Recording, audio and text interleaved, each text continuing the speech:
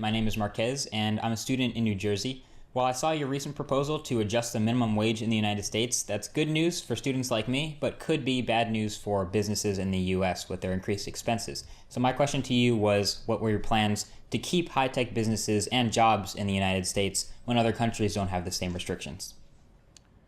Well, first of all, I think it's important to recognize that our overall strategy has to be to attract new jobs and manufacturing back into the United States. And so I laid out a whole range of proposals, changing our tax code so we're incentivizing companies to stay here instead of moving overseas, making sure that we're creating hubs of advanced manufacturing here in the United States. We've got models where we're already seeing that happen.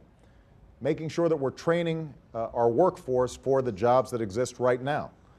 That can have a huge impact. So there are a wide range of efforts that we've got to move forward on to ensure that this is the best place to do business in the world. Now, when it comes to the minimum wage, what we've seen is that most studies indicate that, in fact, it does not have a big impact on employment, but it does have a big impact on a portion of our workforce that works full-time but right now is still in poverty. Even if they're working 40 hours a week, they are still making less than is required to get above the poverty line. And the truth is that the purchasing power for the minimum wage is still significantly lower than it was back in the 80s. And what we would do would be able to set that mark and then index it so that the purchasing power from a minimum wage does not continually decline every time there's inflation.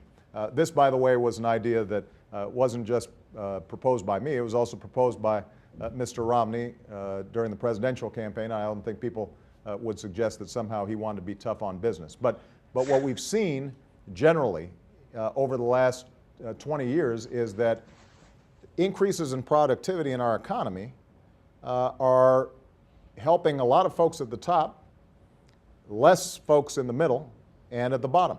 And wages and incomes have not gone up even as productivity and the profits from productivity have gone sky high. And there are a lot of countries that are competing very well. Some of our toughest competitors, countries like Germany, for example, who in fact have seen greater wage and income growth. This is just one portion of our efforts to make sure that workers are also benefiting from the hard work that we're all doing.